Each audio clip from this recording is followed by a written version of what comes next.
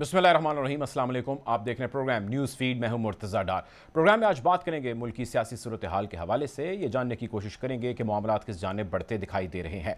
Opposition की जितनी जमातें हैं वो मुत्तहिद हैं और वो ये तय कर चुकी हैं कि हमने प्राइम मिनिस्टर इमरान खान को घर भेजना है। वोटिंग के ज़रिए अदम एतमाद कामयाब किया जाएगा और वज़ीर आज़म पाकिस्तान इमरान खान जो हैं वो फिर साबिक़ वज़ीर आज़म हो जाएंगे और वो घर जाएंगे।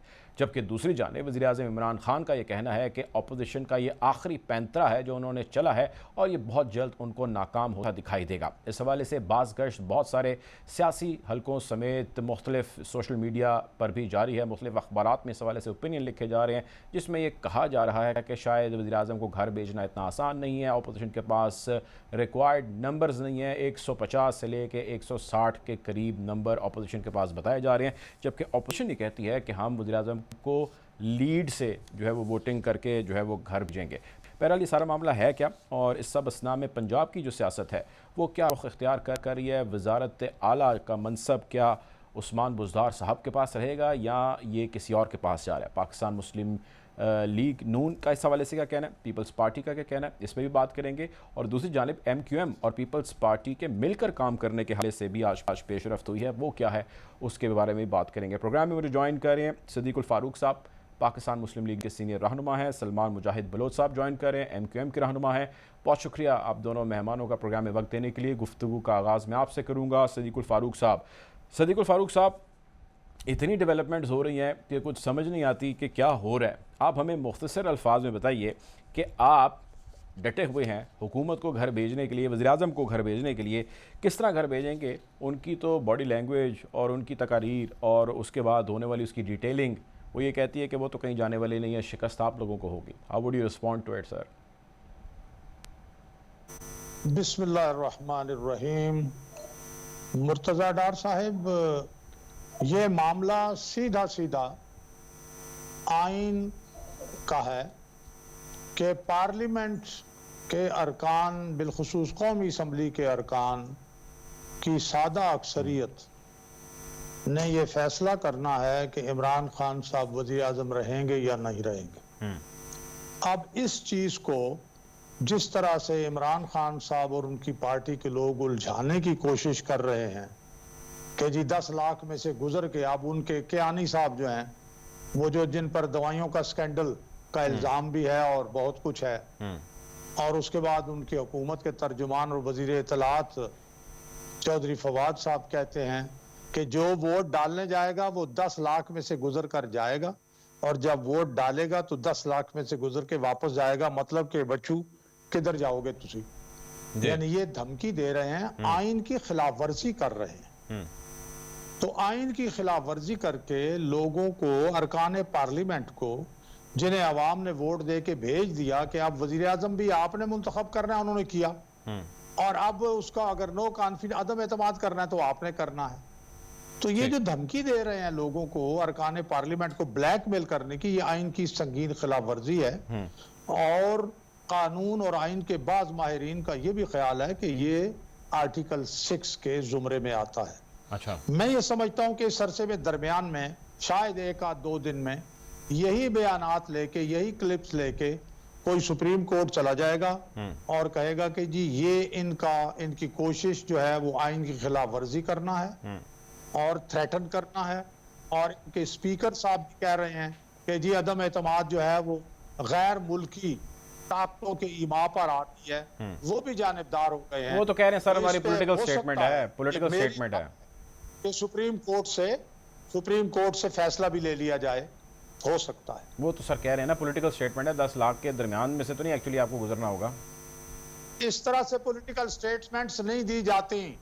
एक तरफ कहते हैं हम कौम को बनाने आए हैं, तो कौम को इस तरह से लोगों को उभारना और आइन की खिलाफ वर्जी पर आमादा करना। फिर अगर ये कहते हैं पॉलिटिकल स्टेटमेंट है तो 10 लाख बंदे इकट्ठा करने की बात क्यों कर रहे हैं? अगर कहते हैं ये पॉलिटिकल स्टेटमेंट है तो फिर लोगों को आजाद छोड़े ना, क्यों नहीं छोड़ते? जाएं अपने जमीर के मुताबिक, जो वोट देता है दे। ये फैसला तो आइन के मुताबिक अरकान पार्लियामेंट ने करना है, फिर ये सारा पॉलिटिकल स्टेटमेंट। इससे पहले इन्होंने 35 पंक्चरों की बात की और जब सुप्रीम कोर्ट में आए तो फिर माफी मांग ली कि वो जी पॉलिटिकल स्टेटमेंट है। इसके अलावा इन्होंने कहा जी इलेक्शन रिग्ड है 2013 के। फिर जनाब अली जब इन्हीं के नाम जिनका लिया उन्होंने उनको सरबराह मुकर्रर किया और उन्होंने कहा ये सारा गलत है, तो ये हर दफा ये पॉलिटिकल स्टेटमेंट दे के लोगों को गुमराह करते हैं। ये रियासत मदीना है और इस तरह की पॉलिटिकल स्टेटमेंट देके ये कहते हैं मैं कौम को बनाने आया हूं। बिल्कुल इस तरह कौमें बनती हैं, कौमें इस तरह नहीं बनती। ठीक है, पूछते हैं जी। आप मेरे साथ रहे डॉक्टर जरका साहिबा में ज्वाइन कर रही हैं, पाकिस्तान तहरीक इंसाफ की सीनियर रहनुमा। Welcome to the show doctor साहिबा। डॉक्टर साहिबा, अगर आप लोग 10 लाख के मजमे के ज़रिए रोकना चाहेंगे अरकान पार्लियामेंट को कि वो जाएँ उस दिन और जाके वोट कास्ट करें, तो सिद्दीकुल फारूक साहब का ये कहना है कि ये आइन की खिलाफ वर्जी या आर्टिकल 6 का इतलाक होता है। दूसरी जानिब हमने देखा कि एक पॉलिटिकल स्टेटमेंट का भी इसको नाम दिया गया। नहीं जी, ये तो एक सियासी बयान था। आप लोग इनको थ्रेट कर रहे हैं, आइन की खिलाफ वर्जी कर रहे हैं या पॉलिटिकल स्टेटमेंट थी? What is your plan for the voting day? जी बिस्मिल्लाहिर्रहमानिर्रहीम, बहुत शुक्रिया डॉक्टर साहब। बात ये है कि ये तो देखे ना, इट्स अ माइंड गेम। कितने परेशान हो गए ये कि कैसे जाएंगे, क्या होगा। एक तरफ से मौलाना फजलुर रहमान तो डंडा बरदार अपनी फौज ले आए थे। उस वक्त तो ये कह रहे थे कि नहीं ये बिल्कुल ठीक है, इसकी हमें जरूरत है। अब उनको परेशानी लग गई है कि उन्होंने जो जलसे देखे हैं प्राइम मिनिस्टर इमरान खान के पे दर पे, और उनमें जिस तरह की लोगों की रिस्पॉन्स है, यानी इतना रिस्पॉन्सिव क्राउड जो एक एक बात पे उसकी पल्स उसकी क्राउड की देखने वाली थी। और एक जगह नहीं, आप दीर में देख लें, आप जहां जहां प्राइम मिनिस्टर साहब ने हाफिजाबाद में जो आखिरी किया है, हर जगह पे इस कदर, कराची, हर जगह इतने लोग रिस्पॉन्सिव थे। अब वो हुआ ये है कि इनकी सारी वो तदबीरें पड़ गई हैं उल्टी। अच्छा। इन्होंने वोट ऑफ नो कॉन्फिडेंस लाया। बड़े 3.5 साल से देरीना ख्वाहिश थी मौलाना फजलुर रहमान की, क्योंकि वो असेंबली में है नहीं। पहली दफा उनके साथ ये हुआ है तो वो उसको एनीवे। अब जैसे जैसे प्राइम मिनिस्टर साहब लोगों में गए हैं और जो लोगों की रिस्पॉन्स है उससे तो इनका सब कुछ उल्टा पड़ गया है। अब वो परेशान है कि इनकी अदम एतमाद की वजह से प्राइम मिनिस्टर साहब इतने जबरदस्त मकबूल हो चुके हैं, क्योंकि लोग देख रहे हैं, एक एक सेकंड वो वॉच कर रहे हैं। लेकिन इसका जरका साहिबा कानूनी तौर पे तो कोई असर नहीं ना। ये तो आप शो ऑफ पावर कर रहे हैं, शो ऑफ स्ट्रेंथ कर रहे हैं। आप शो ऑफ पावर या शो ऑफ स्ट्रेंथ कर रहे हैं ना आपकी पार्टी, लेकिन इसका कानूनी तो कोई अहमियत नहीं है इसकी। जाहिर है जो वोटिंग होनी है वो तो एक लीगल प्रोसीजर है जिसके तहत होनी है, तो दोनों अलग चीजें हैं ना। उस पर तो अपोजिशन क्यों परेशान होगी? वो मकबूलियत तो ठीक है, वो आपके साथ डील कर लेंगे, but how would you deal them legally in the house? जी जी, बात ये है ना जी कि सारा गेम जो है वो इलेक्शंस और लोग पॉपुलैरिटी। आप कैसी बातें कर रहे हैं? लीगल तो होगा, वो तो हमेशा ही होता है, लेकिन लीगल में भी तो इनको पता है 172 लोग इन्होंने किधर से लेके आने। It is more like a bluff. और 172 लोग ये ले आए। 172 लोग अगर इनके आ गए तो ये जीत जाएंगे, तो हम we are fine with that. जरूर लाएं और जरूर जीते अगर ये जीत सकते हैं तो। अच्छा, एक डिबेट जरका साहब और है। लीगल इसमें कोई इशू नहीं है। आप बात ये है कि जब आप इस किस्म की गेम्स खेलते हैं तो फिर उनके कॉन्सिक्वेंसेस के लिए भी आपको तैयार होना पड़ता है।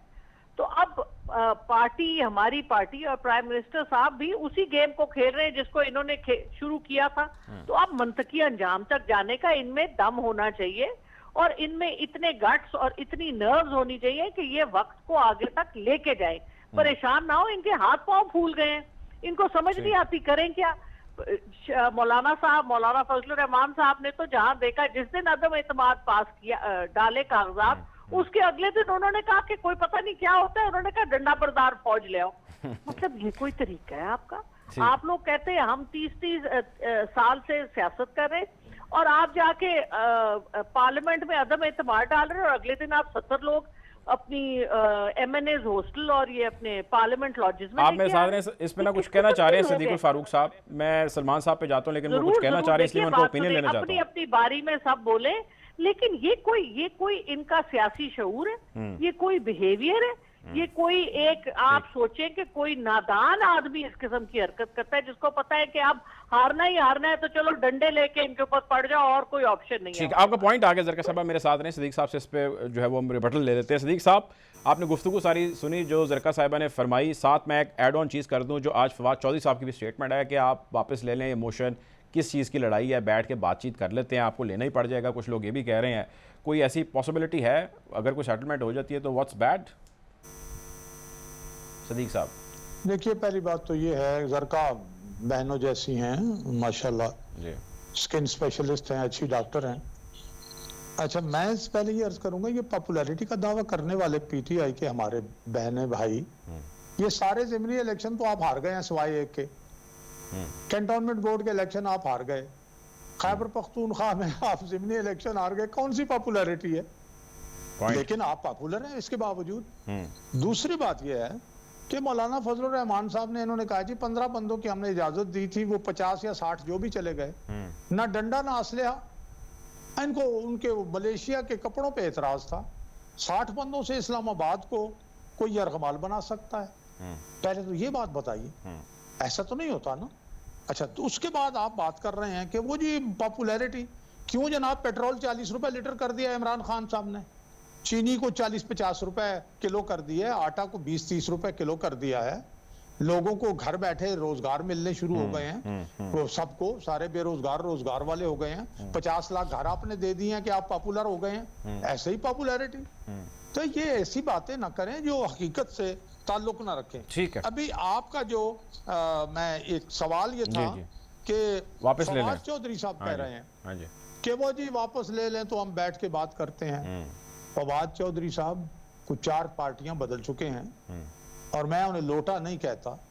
अब भी उनकी जो बातें सामने आ रही हैं कि पीपल्स पार्टी के साथ उन्होंने मुज़ाकरात कर लिए हैं वापस जाने के, और एक आध चैनल पे ये भी कह दिया है कि कोई मैंने सारी उम्र पीटीआई में ही रहना। हाँ जी। इसलिए फवाद, लेकिन वो कहते हैं, वो तो स्टेटमेंट उन्होंने क्लैरिटी दे दिया, उन्होंने कह दिया कि जी फ्यूचर का पता नहीं होता, मैंने उस हवाले से बात किया, तो मैं किस तरह कह सकता हूँ कि मैंने हमेशा के लिए, किसी ने भी हमेशा के लिए इसी जगह रहना है। चलें आगे बढ़ते हैं। ठीक है, मैं आता हूँ आपके पास, मैं सर आता हूँ। जी जुमला, हाँ जी बोलिए। फ्यूचर का अगर पता नहीं तो इसका मतलब है कि वो इमरान खान को अपना सारी जिंदगी का लीडर नहीं मानते।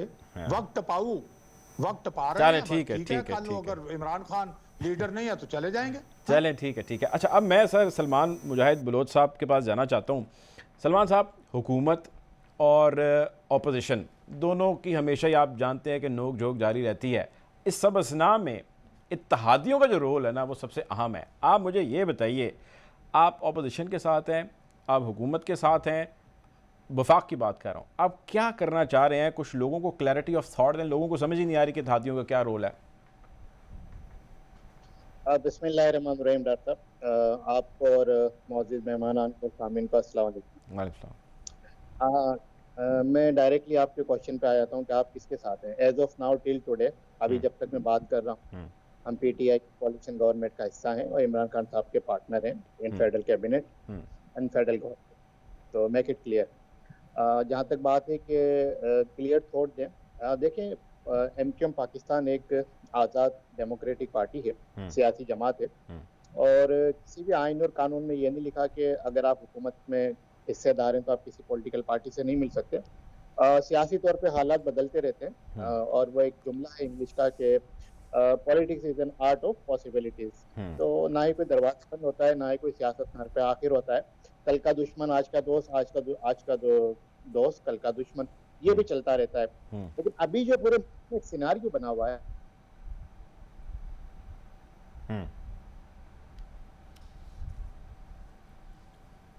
ठीक है, हमारा कुछ राब्ता जो है वो मुनक़ता हुआ है। सलमान मुजाहिद बलोच साहब कह रहे थे कि कल के जो दुश्मन थे वो आज दोस्त भी हो सकते हैं, और आज के जो दोस्त हैं वो कल के दुश्मन भी हो सकते हैं। मैं ज़रका साहिबा से जानना चाहूँगा, ज़रका साहिबा, आज जो आपके दोस्त हैं और उन दोस्तों पे आप बड़ा तकिया किए हुए हैं, जिसमें काफ लीग एमक्यूएम दोनों जमातें हैं, ये कल को आपके दुश्मन भी हो सकते हैं, आप इस बात से सहमत हैं या ये अभी हो चुके हैं या होने वाले हैं?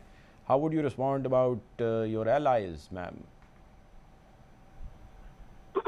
देखिए जी, बात ये होती है कि ज़रूरत के मुताबिक लोग आपके एलाइज बनते हैं, और लेकिन काफ लीग और एमक्यूएम दोनों की जो पिछला बिहेवियर है उनकी एक साख है, और उन्होंने जो हमारे साथ कमिटमेंट की हुई है वो कल भी हमारे साथ थे, 5 साल तो वो हमारे साथ हैं। उसके बाद अगले इलेक्शन में क्या बनता है वो तो एक और कहानी है। लेकिन देखिए, जब लोग आपके साथ एलाय बनते हैं, उनकी जिस तरह काफ लीग की इस वक्त सेंटर में 5 सीटें हैं, पंजाब में 10 सीटें हैं, इसी तरह एमक्यूएम का भी इसी तरह हाल है। लेकिन बात यह है कि सीटें बेशक उनकी कम हो, जिस तरह काफ लीग को 2 मिनिस्ट्रियां मिली हुई हैं, स्पीकर साहब हैं, इसी तरह एमक्यूएम के साथ भी है, तो उनका ये इस वक्त एक ऐसा मौका है जिसमें वो अपने लिए कुछ और भी डिमांड नहीं तो आप लोगों को ब्लैकमेल क्यों कर रहे हैं? फिर ये बताएं, यही ले दे ब्लैकमेल क्यों कर रहे हैं? आपके वजीर साहब ने कहा है कि जी 5-6 सीटों को लेकर ब्लैकमेल नहीं होने देंगे। बात सुनिए आप, जी जी, जो पार्लिमानी निजाम जो इस वक्त पाकिस्तान में राइज है, इसके तहत तो इसी तरह होता है।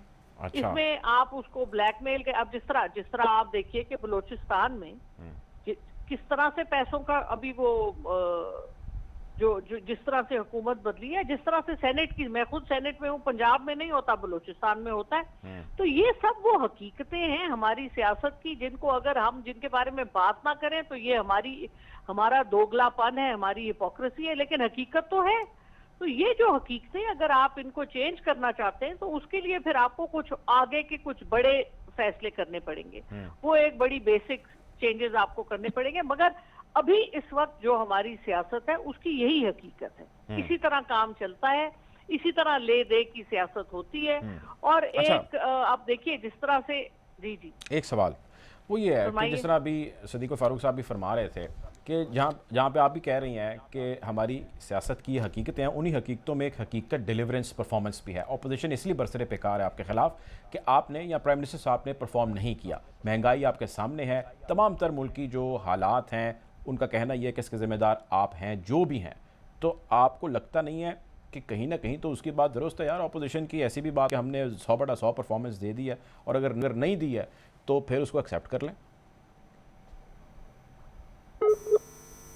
ये भी एक बहुत बड़ा इशू है जिसके ऊपर इनको तकलीफ है कि इतनी परफॉर्मेंस हो गई है 3.5 साल में कि इनको फिक्र है कि इनको अगली दफा आने का मौका नहीं मिलेगा। 26 लाख हम दे रहे हैं स्कॉलरशिप स्टूडेंट्स को, जिस तरह से हम गरीब गुरबा को, खवातीन को जिस तरह से मिल रही है, एहसास प्रोग्राम के अंडर किफालत हो रही है, नशोनुमा प्रोग्राम है, जिस तरह से घर बनाने के लिए लोगों को लोन्स मिल रहे हैं, जो फोरक्लोजर लॉ प्राइम मिनिस्टर साहब लेके आए, इसकी तो नजीर नहीं मिलती। पाकिस्तान की बैंकिंग को टोटली चेंज करती है। अच्छा, इसी तरह जिस तरह से कामयाब जवान प्रोग्राम है, जो नौजवान जो कि पाकिस्तान का 60% है, उनको लोन्स मिल रहे हैं, उनको नए काम करने की इंसेंटिव्स मिल रहे हैं। इसी तरह कामयाब पाकिस्तान प्रोग्राम है। आप देखिए डैम, 10 डैम 3 दिहाइयों के बाद पाकिस्तान में डैम बनने जा रहे हैं और पहला दासू डैम बनेगा और बाकी 9 भी बनेंगे।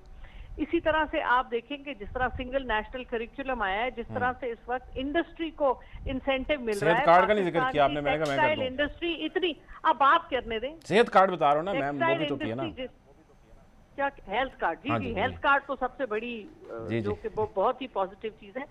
टेक्सटाइल इंडस्ट्री का जो इतना जबरदस्त रेवोल्यूशन है, आपको पता है इंडियंस के आप टेलीविजन यूट्यूब पे देखें वो कितने परेशान है। वो कहते हैं जिस चीज को उठाओ यूरोप अमेरिका में उसमें मेड इन पाकिस्तान लिखा हुआ है।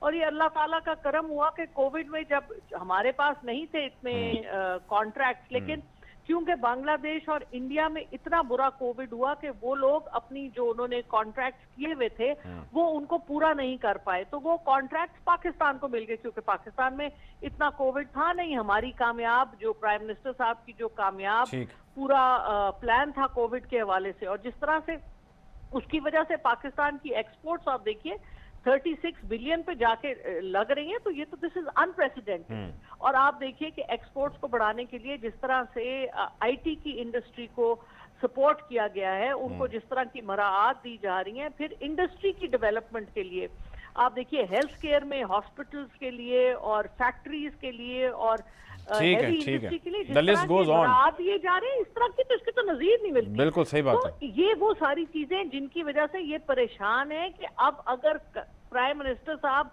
जिस तरह से कामयाब हो रहे हैं, फिर कीमतें कम कर दीजिए, तेल की कीमत कम कर दी, दुनिया में बढ़ रही है और आपने तेल और बिजली की कीमत कम कर दी, तो ये तो है परेशान है कि अब करें क्या।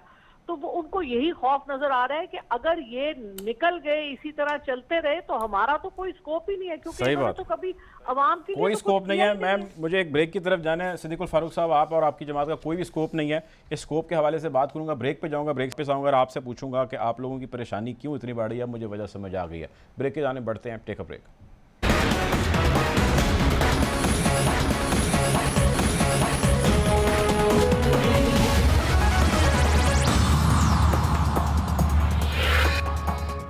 Welcome back after the break. मुल्की सियासी सूरत हाल के हवाले से हम बात करें। मेरे साथ मौजूद हैं सदीकुल फारूक साहब, पाकिस्तान मुस्लिम लीग नून से हैं। हमें सेनेटर फैसल जावेद साहब ने भी प्रोग्राम में ज्वाइन किया है।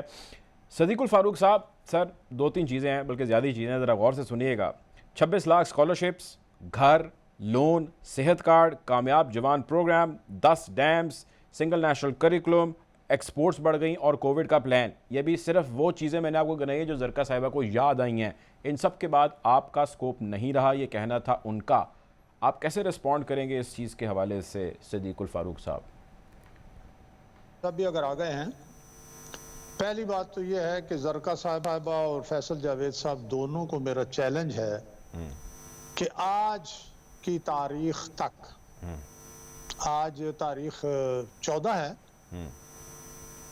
अगर इनके प्रोग्राम के तहत पाकिस्तान में 5000 घर भी मुकम्मल हो चुके हों, मेरा लफ्ज मार्क करें, इनके प्रोग्राम के तहत अगर पूरे पाकिस्तान में अपना घर और अपना पाकिस्तान गालिबन यही है, 5000 घर भी मुकम्मल हो चुके हों, तो जो शर्त ये लगाना चाहते हैं मैं लगा लूंगा। अच्छा। दूसरी बात ये है कि परफॉर्मेंस की बात ये करते हैं, अब दरामदात ज्यादा कितनी हुई हैं, क्यों हुई हैं, और उनसे तिजारती खसारा कितना बड़ा है, ये बता दें, खुद बता दें। तीसरी बात यह है, जब ये करप्शन खात्मा करप्शन, भाई 1.3 बिलियन सिर्फ गैर मुल्की इमदाद को कोविड-19 के लिए ले लें, ये बनती है तकरीबन कोई 270 अरब रुपए, समझे। ठीक। उसमें से 40 अरब रुपए की करप्शन IMF के कहने पे इन्हें रिपोर्ट जारी करनी पड़ी और उन्होंने रिपोर्ट छुपा दी थी। फिर ये बात करते हैं कि जी स्केल हमने बराबर रखा है अकाउंटेबिलिटी का।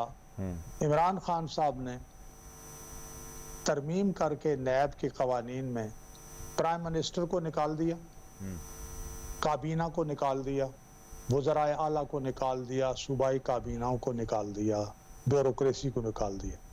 पीछे कौन रह गया? अपोजिशन।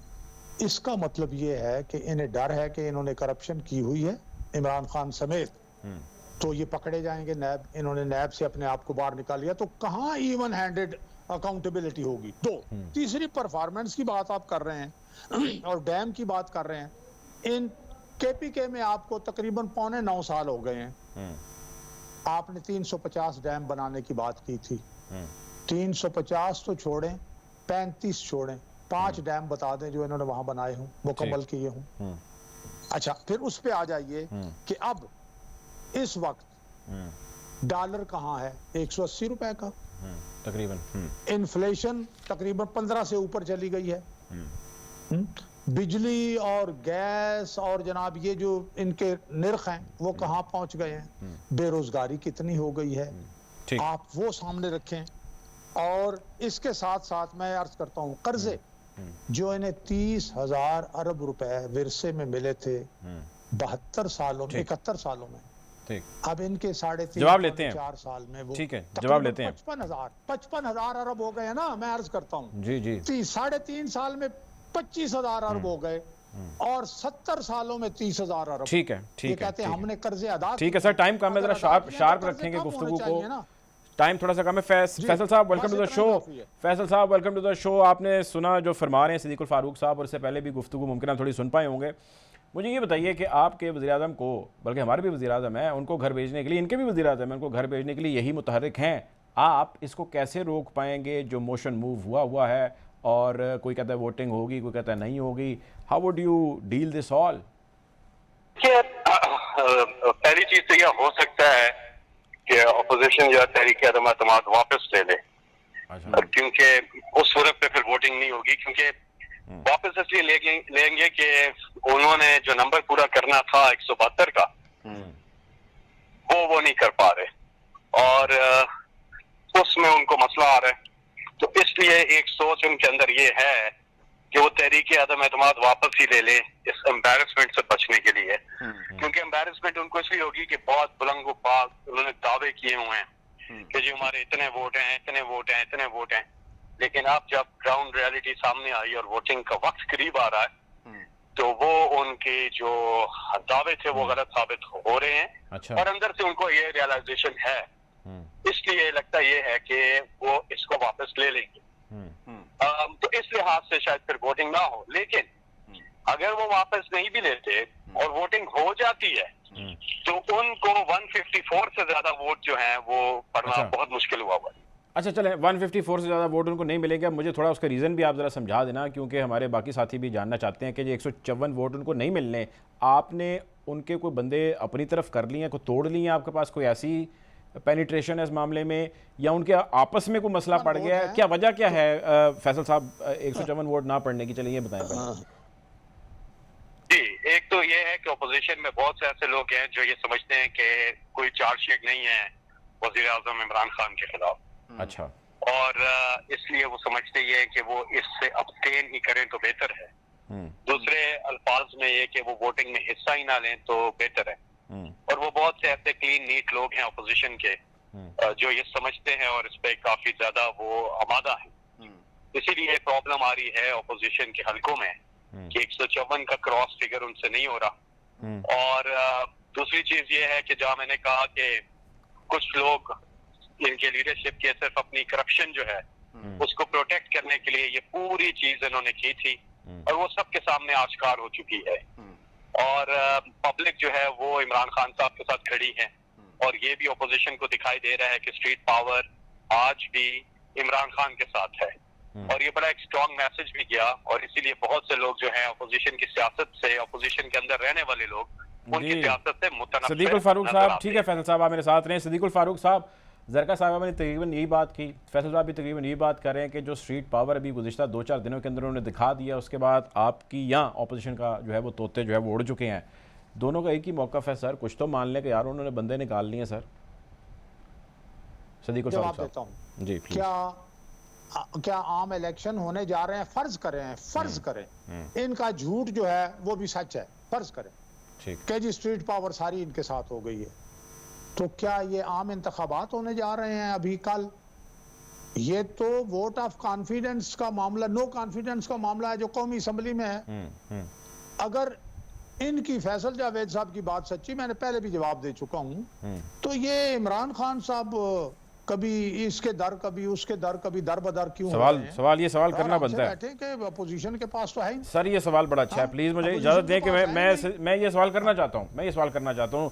फैसल साहब, फैसल भाई ये बताएं जिस तरह सदीकुल फारूक साहब भी फरमा रहे हैं कि कोई मसला ही नहीं है, तो फिर क्या ज़रूरत पड़ी आपको जलसे करने की? क्या ज़रूरत पड़ी आप शो ऑफ पावर करें? क्या ज़रूरत पड़ी आप इत्तेहादियों के पास उड़ के कभी कराची जाएं, कभी यहाँ पे आके मिलें, फिर मीटिंग रिक्वेस्ट करें? Why there is any need of it? देखिए, बात यह है कि ये हमारे वर्कर्स और हमारे जो फॉलोअर्स हैं और वो पूरी पाकिस्तान के, वो सारे खुद एक्टिव हो गए। अच्छा। हमारी अवामी राब्ता मुहिम तो पहले से जारी थी, और अब उसमें शिद्दत आ गई है, क्योंकि लोगों का जो जोशो खरोश है, जो जुनून है, फिर ओवरसीज यहाँ पहुंच गए हैं, एक कन्वेंशन हो रहा है, तो पूरा माहौल ही ऐसा बना हुआ है कि सारे के सारे वॉलंटरली ही खुद आकर अवाम इमरान खान पर अपना भरपूर एतमाद का इजहार करना चाहते हैं। और वर्कर्स की कॉल पर इमरान खान साहब ने ये जलसा रखा है। हम ज्यादातर, आपको मैं बताऊं, मार्च में हम अक्सर इस किस्म की एक्टिविटी रखते हैं, पॉलिटिकल एक्टिविटी, और जाहिर है अब वो तहरीक आदम एतमाद के साथ भी ये चीज चली गई कि कौम जो है उससे ये नहीं हो रहा बर्दाश्त के वजीर आजम के खिलाफ तहरीक आदम एतमाद आ गई है, तो उनकी दिली ख्वाहिश है कि वो वजीर आजम के साथ खड़े हों और जलसा करना, जहाँ पीपल्स पार्टी का हक है, जहाँ PMLN का हक है, ये भी करते रहे हैं। इन्होंने भी टांगे काफी जलसा किया है।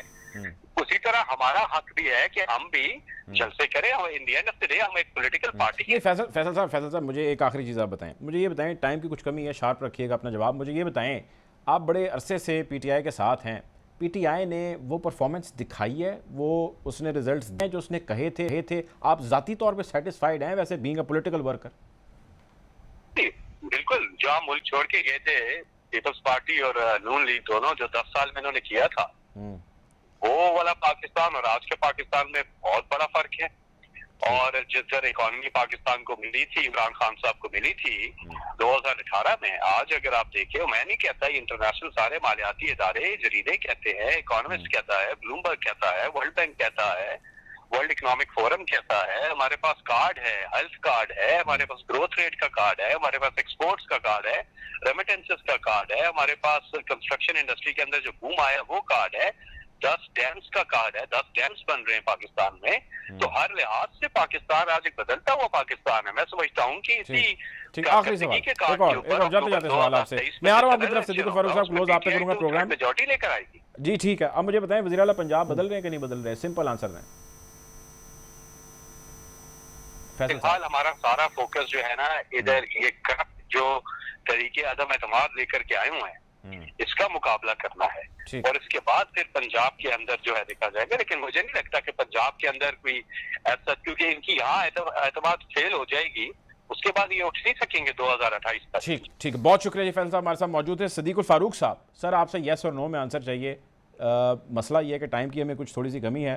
मुझे ये बताइए कि जहांगीर खान तरीन साहब की तरफ आज गए हमजा शहबाज साहब, ये बता दें कि जहांगीर खान तरीन साहब चोर हैं, ATM हैं या नहीं है? यस या नो में आपका आंसर चाहिए। मैं ये अर्ज कर रहा हूं कि जो उन पर इल्ज़ाम हैं वो बिल्कुल साबित करें, जाके अदालत में उन पर इल्ज़ाम साबित होते हैं तो फिर वो ठीक है। लेकिन मैं वो ये देखें ना, आपने भी इल्ज़ाम से पहले उनको चोर कह दिया, ATM कह दिया। इल्ज़ाम साबित होने से पहले तो आपने चोर कह दिया ना सर। इनके पास यू टर्न का कार्ड है जी, इनके पास यू टर्न का कार्ड है, इनके पास आप करप्शन का कार्ड है। मैंने अभी बताया कि इन्होंने 40 अरब रुपए तो सिर्फ जी ठीक है जी। वक्त की कमी का कुछ सामने है, इंतहाई माजरत चाहूँगा। सिद्दीकुल फारूक साहब हमारे साथ मौजूद थे, फैसल साहब हमारे साथ थे। आप दोनों मेहमानों का बहुत शुक्रिया। इंशाल्लाह जल्द मुलाकात होगी। अपना ख्याल रखें। अल्लाह हाफ़िज़।